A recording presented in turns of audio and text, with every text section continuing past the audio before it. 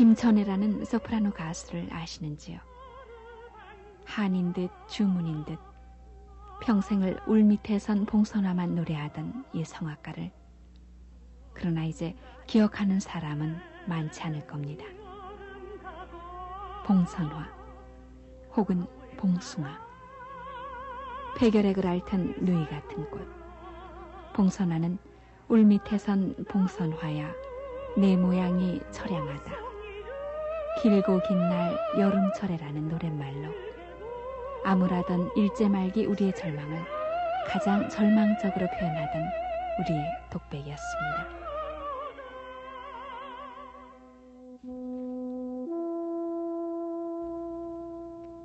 해방이 됐어도 봉선화는 우리의 슬픈 노래일 수밖에 없었습니다. 화분에 담기에는 그 향기나 볼품이 모자라고 화단에도 어울리지 못한 채 후미진 울밑에 아무렇게나 피었다가 소리 없이 떨어지곤 하는 우리들의 배고프고 초라한 몰골, 바로 그것이었습니다. 목숨처럼 긴 여름해가 넘어갑니다. 우리네 여인들은 울밑에 버려진 듯 떨어져 있는 봉선화 꽃잎을 하나 둘 모았다가 손톱에 물을 들입니다. 가루분이나 구리무는커녕 비누조차도 귀했던 그 시절, 우리 어머니와 이모들은 실체말로 봉선화 매니큐어를 먼저 시작한 것입니다. 한의 반점이었던가.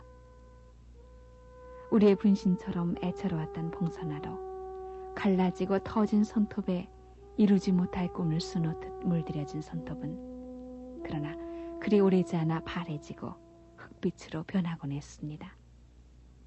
우리의 초라했던 삶이 우리 어머니들의 손을 그냥 내버려두지 않았기 때문입니다.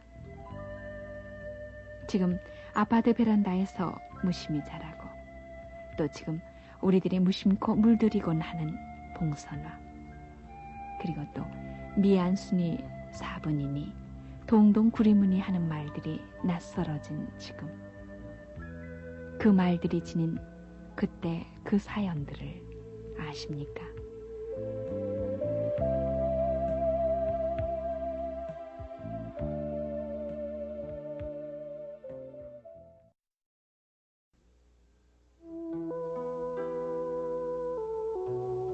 훌륭한 국민이 되자면 먼저 라이온 치마분으로 어렸을 때부터 아침 저녁으로 이를 말쟁이 닦는 습관을 가집시다. 해방 후 6.25가 터지기까지 거의 매일같이 신문에 등장하던 광고 문안입니다. 그때 그 치마분이란 가루로 된 치약을 말합니다. 치약으로 이 닦는 시대가 아니었던 그때니만큼 오늘 우리가 생각하는 화장이니 화장품은 전혀 생각할 수조차 없던 그런 때였습니다. 왔어요. 동동구르마. 자, 빨리 가요. 자. 앞집의 꽃분이 뒷집의 예쁜이, 옆집의 곱단이, 자 어서 나오세요. 돈 없어서 못 사는 사람은 공짜로도 발라줍니다. 마치 엿장수의 가위소리나 두부장수의 종소리처럼 둥둥 울리던 북소리는 일제시대의 동동구리무 장수의 북소리와 전혀 변함이 없었습니다. 크림의 일본식 발음인 구리무에다가 이 둥둥하는 의성어를 합쳐서 만들어진 이른바 동동구리무. 그때부터 우리의 60년대 초까지 시골의 장터나 공회당 같은 곳에서 어렵지 않게 볼 수 있었던 동동구리무 장수. 나서기가 수줍어 어린 동생을 앞세우고 빈 곽을 들고 가 오화너치 아니면 고무신이나 유리병 혹은 파지를 듬뿍 내놓고 덜어 파는 구리무를 사면 꽃분이나 곱단이는 그날 밤잠을 못 이룹니다. 처녀들이 집안에서 이러지 않소. 이러는데 이제 동동거리는 소리가 나지 않아. 북치는 소리가 나면 아이고 동동구리무 왔다 하고서는 돈이 있어요. 그때는 돈들이 없잖아. 어른이 나야나 돈이 없으니까 이걸 사서 쓰고 싶어 죽겠는데 살 돈이 없단 말이야. 그래서 이제 어떻게 해서 그놈을 못 익혀놨다가 이제 그 구르무 장사하면 이만치 각 뚜껑에다가 50원, 100원, 100원도 컸다 그때. 100원이 뭐요? 50원, 몇십 원. 1원 50전 뭐 그런 거. 그거 사서 쓴 거야. 그럼 사다 놓고 발라보고 덩어리 부는 이제 물 개서 이렇게.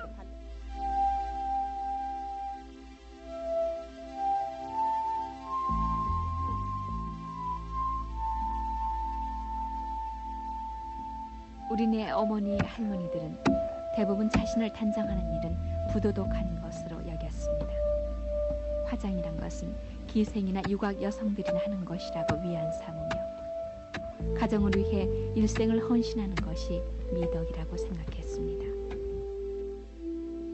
그러나 요즘 도시 할머니들이 아들네를 따라 근교 나들이를 갔다가 어쩌다 만나는 붕꽃이나 잎꽃 앞에 서면 그 열매나 꽃물로 연지 곤지를 만들던 옛날의 회상에 알 듯 모를 듯 그늘진 표정을 짓는 것을 보면 아름답게 보이려는 여성의 본능은 예나 이제나 변함이 없는 모양입니다.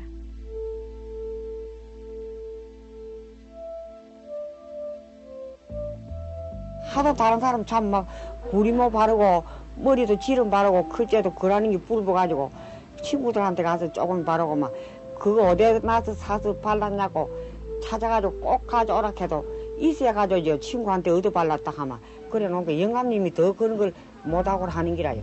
없는 가정에서 언제 그런 거 사서 얼굴에 바르고 할 적이 있을까 보냐 하니 도저히 못하고 그래요. 그래갖고 시집 올 때는 한 번 이제 이래 얼굴에도 바르고 뭐 머리에도 지름머리도 하고 그래 발라보고 그랬지요. 이도 빠지고 늙어 빠져서 이랬지 젊었을 때는 낯이 질주가이 모두 이쁘다 했어요.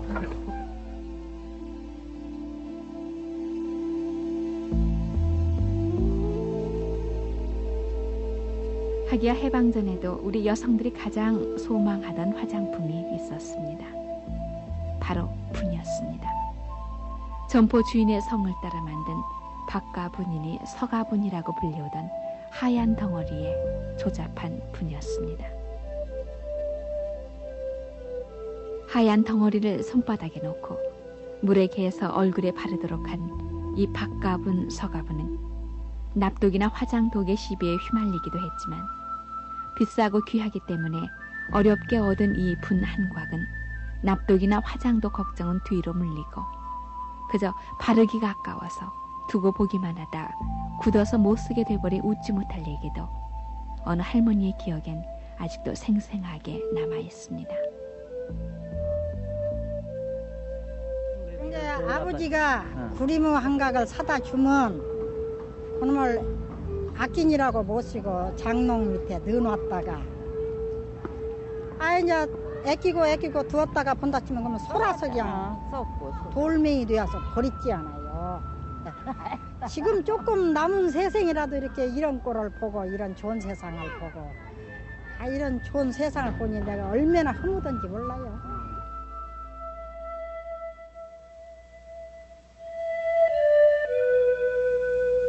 경상도에서는 비누를 사분이라고 부릅니다. 포르투갈 말로 비누가 샤봉인 것을 보면 그 진귀하던 박래품의 이름에서 비롯된 것인지 알 수 없습니다만 우리가 요즘 쓰는 향내나는 비누가 일반화된 것은 60년대 말이었습니다. 그때까지 양잿물에 톱밥을 섞어 만든 이름도 없는 도토리묵같이 생긴 거무튀튀한 허드레 비누로 우리는 몸도 씻고 머리도 감고 빨래도 하곤 했습니다. 아직도 우리 기억에 생생한 탈모 비누 사건이 난 것도 불과 15년 전인 1971년이었습니다. 지금 우리 젊은 군인들은 일반인들 것보다 더 세련되고 향기로운 비누를 각기 쓰고 있습니다만 40, 50대 중장년들이 군대에 있을 때 쓰던 이른바 똥비누로 머리를 감아 머리카락이 빠졌다는 사건이 바로 탈모비누 사건입니다. 해방 전에는 화장비누, 세탁비누가 배급제가 돼가지고 물건이 아주 귀하고 구하기도 참 힘들었습니다. 근데 해방 직후에도 화장비누는 국내 생산이 없어서 미군과 그 PX에서 획류돼 나오는 화장비누를 사용하고 또 세탁비누 가지고 세수를 하는 경우가 참 많았지요. 1947년도 그 전후에서 이북하고 이제 물자 교환을 해가지고 흥남표가 붙은 그 화장비누가 들어왔던 적이 있는데 이것은 지금의 세탁비누보다도 이제 품질이 훨씬 좋지 않았습니다. 또 세탁비누도 그 군납을 했던 세탁비누가 병사들이 그 세탁비누를 가지고 이제 그 머리를 감았을 때 머리가 아주 그 따가워가지고 그 아주 소동이 일어났댔는데 그 이제 탈모비누 사건이라고 해가지고 그 후에도 많이 그 말썽이 생겼댔죠.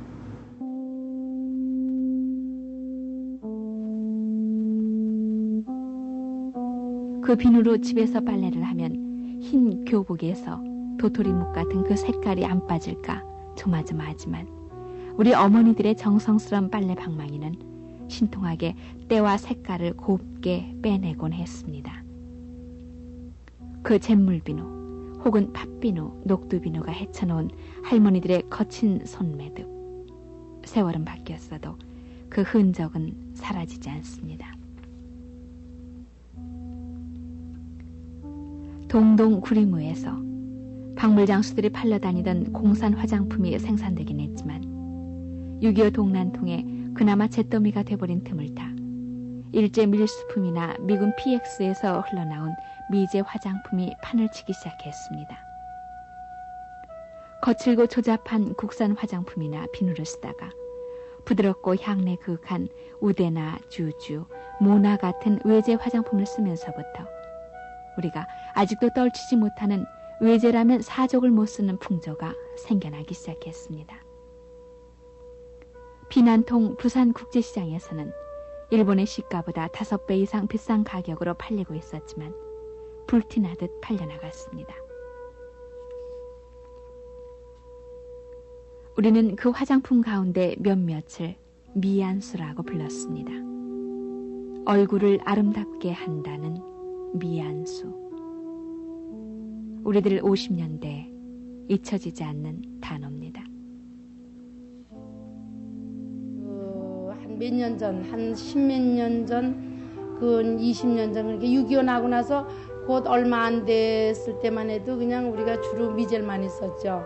그래서 미제를 쓰는데 또 어느 정도 저거고 나니까 또 그 미제를 못 쓰게 해가지고서 우리 미용실에서 이제 아무래도 신부화장 하려면 미제를 써야 이제 화장이 곱게 되겠는데 그걸 또 사실 또 법에 걸리니까 또 감춰놓고 써야 되니까 이제 한때는 국산 화장품 그릇에다 또 그걸 옮겨 담아가지고 비밀로 쓴 적도 있었어요. 그렇게. 브루바드 만신 크림 신사 중의 신사형 김수근께 거치는 살결 아이고 뭐냐 몰라요 아이 몰라요 브루바드 화장품 5.16이 나고 나서 서리빨 같은 부정 외래품 단속에 PX 물건이니 일제 상품은 자취를 감추기 시작했고 국산 화장품의 숨통이 트이기 시작했습니다. 그리고 70년대 생활의 여유를 찾기 시작하면서 화장품을 찾는 사람도 늘었고 머신이 개성이니 하는 말들이 나돌게 됐습니다. 그러나 화장품의 수준은 동동구리무 시대의 수준을 크게 벗어나지 못했고 화장독 시비가 끊이질 않자 급기야 외국의 기술 도입이 불가피해졌습니다. 프랑스 코티분을 시작으로 도입하기 시작한 외국의 기술은 국산 화장품의 수준을 놀랍도록 향상시켰고 그 이후 불과 20년 사이에 화장품은 다른 어느 부분보다도 급속도로 발전해 지금은 상품 수출은 물론 플랜트와 기술 수출까지 하게 된 단계에 이르는 것입니다. 지난해 우리나라는 화장품의 선진국인 프랑스와 이태리를 비롯해 세계 20여 개국에 210만 브로치의 화장품을 수출했고 자유중국과 태국에는 기술 수출을 일본과 인도네시아에는 영업기술 사원에 대한 교육훈련을 시켜주고 있습니다. 밀수와 암거래의 대명사로 불리었던 화장품이 이제 100% 수입 개방에도 눈 하나 까딱하지 않는 수출 주도 상품으로 변했으니 외제 화장품을 국산 과계에 담아 썼다는 불과 20년 전의 얘기가 거짓말처럼 들리는 그런 시대 속에 우리는 살고 있습니다. 우리나라가 얼마나 발전했습니까? 유리공업도 발전했고 합성공업, 초자공업도 그렇고 의약품, 화학원료 같은 것도 종합적으로서 훌륭한 원료가 우리나라에서 생산되기에 이렇게 좋은 화장품들이 생산할 수 있는 것입니다. 인삼제제를 지금 바이오로 연구해가지고 지금 많이 생산하고 각국으로 많이 수출하고 있는 만큼 이것은 전 세계에서 많은 호평을 받고 있고 매년 그 양이 증가되는 일로 있을 만큼 우리나라의 화장품은 특출하게 난 나라에서 맹길 수 없는 화장품을 만들어낸다는 것만 해도 대단한 걸로 생각하고 있습니다.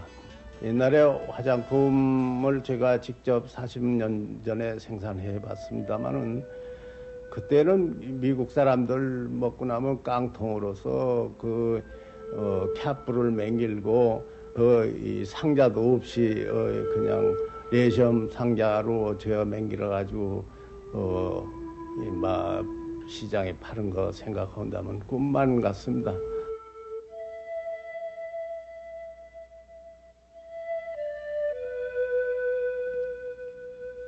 운동장만한 미용실 안에 발 디딜 틈조차 없어 보입니다. 미인은 태어나는 것이 아니라 만들어진다고 믿게 된 시대.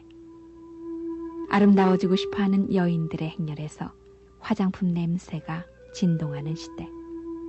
그리고 지금 미용기구가 널리 보급돼 웬만한 머리 손질이나 화장은 집에서도 하는 시대에 살고 있지만, 그러나 계란 마사지나 오이 마사지만은 선뜻 하기가 꺼려지는 까닭은 우리 어머니나 할머니들이 어쩌다 우리 손톱에서 암해주는 봉소나물에 스민 그리 오래되지 않은 고난의 사연이 있기 때문입니다.